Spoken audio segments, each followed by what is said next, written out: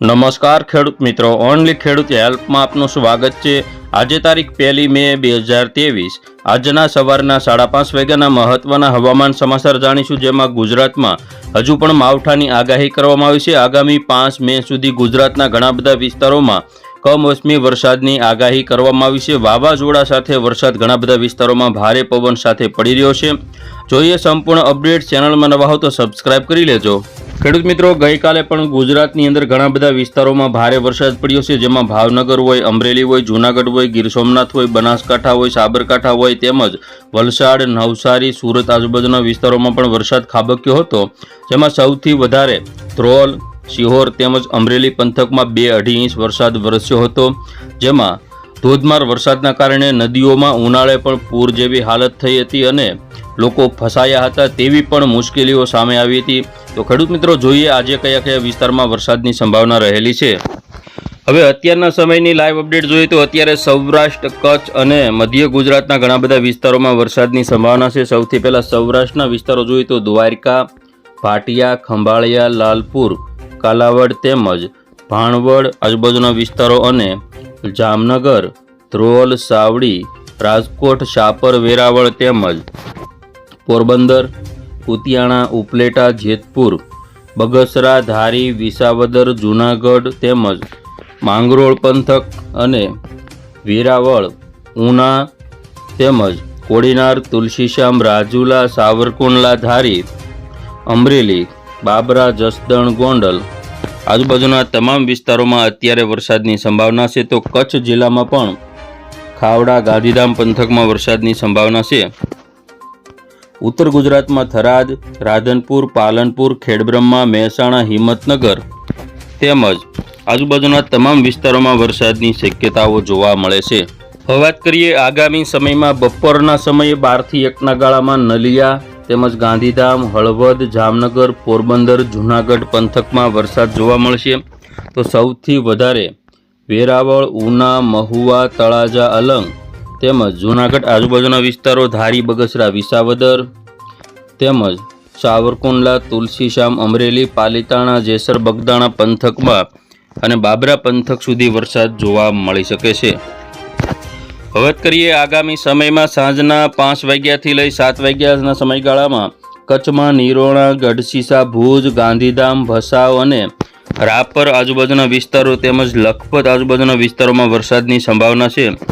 તો સૌરાષ્ટ્રમાં ખંભાળિયા, લાલપુર, જામનગર, દ્વારકા, કાલાવડ, રાજકોટ, શાપર, વેરાવળ, ગોંડલ, ભાણવડ તેમજ કુતિયાણા, પોરબંદર, ઉપલેટા, જેતપુર, અમરેલી, બાબરા, બગસરા, ધારી, વિસાવદર પંથક, માંગરોળ, વેરાવળ, તુલસીશ્યામ, રાજુલા, ઉના, મહુવા, સાવરકુંડલા, ધારી તેમજ પાલીતાણા, ગારિયાધાર, જેસર, બગદાણા પંથક, સિહોર, ભાવનગર, તળાજા આજુબાજુના વિસ્તારો, જસદણ, ગઢડા, બોટાદ, બરવાળા, સોનગઢ તેમજ ચોટીલા, થાન, વાંકાનેર, સાવડી, જામનગર, લીંબડી, સુરેન્દ્રનગર, રાણપુર તેમજ હળવદ અને ધંધુકા, ધ્રાંગધ્રા આજુબાજુના વિસ્તારોમાં પણ વરસાદની શક્યતા રહેલી છે।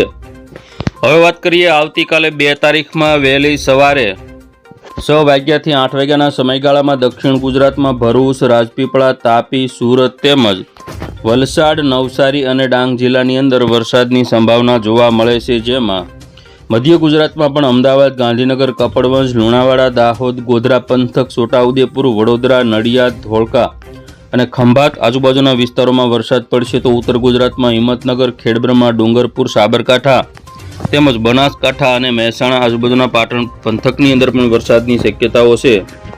હવે વાત કરીએ આવતીકાલે સાંજના સમયે, જેમાં લખપત, નલિયા, ભુજ, ગાંધીધામ, રાપર અને માંડવીમાં વરસાદની સંભાવના છે। તો સૌરાષ્ટ્રમાં સલાયા પંથક, ભાણવડ, પોરબંદર, જૂનાગઢ, ગોંડલ, રાજકોટ, શાપર, વેરાવળ તેમજ જસદણ, ઉપલેટા, અમરેલી, ભાવનગર આજુબાજુના વિસ્તારો, બગસરા, ધારી, વિસાવદર, વેરાવળ, ઉના, કોડીનાર, મહુવા, રાજુલા તેમજ બાબરા પંથક અને ગારિયાધાર, જેસર, બગદાણા પંથકમાં પણ વરસાદની શક્યતા છે। તો ઉત્તર ગુજરાતમાં રાધનપુર, મહેસાણા, હિંમતનગર, ખેડબ્રહ્મા, ડુંગરપુર આજુબાજુના તમામ વિસ્તારો, થરાદ, ધાનેરા, આબુ રોડ, પાલનપુર આજુબાજુના વિસ્તારોમાં પણ વરસાદની શક્યતા રહેલી છે।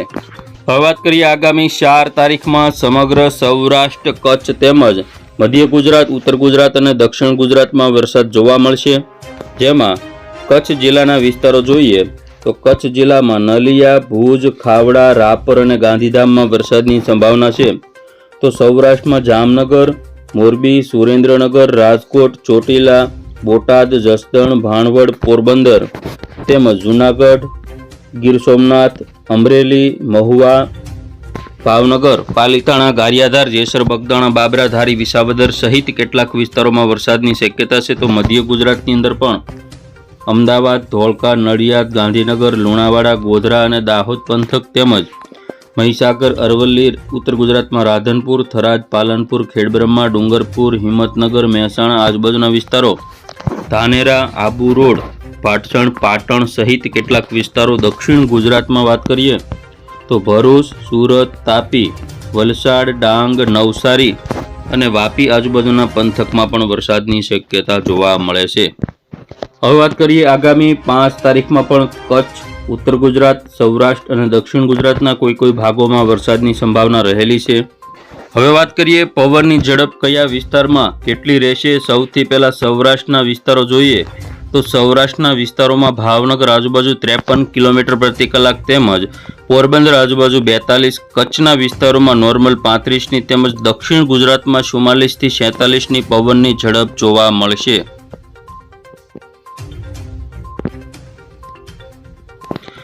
આવતીકાલની વાત કરીએ 2 તારીખમાં કચ્છમાં 40 તેમજ સૌરાષ્ટ્રના કોઈ વિસ્તારોમાં 40ની પવનની ઝડપ જોવા મળી શકે છે.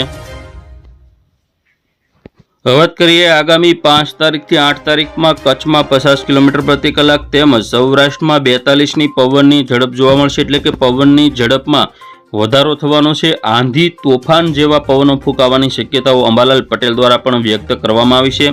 તો ખેડૂત મિત્રો, આ હતા આજના સવારના 5:30 વાગ્યાના મહત્વના હવામાન સમાચાર. ફરી વખત મળીશું નવી અપડેટમાં. જોતા રહેજો ઓનલી ખેડૂત હેલ્પ.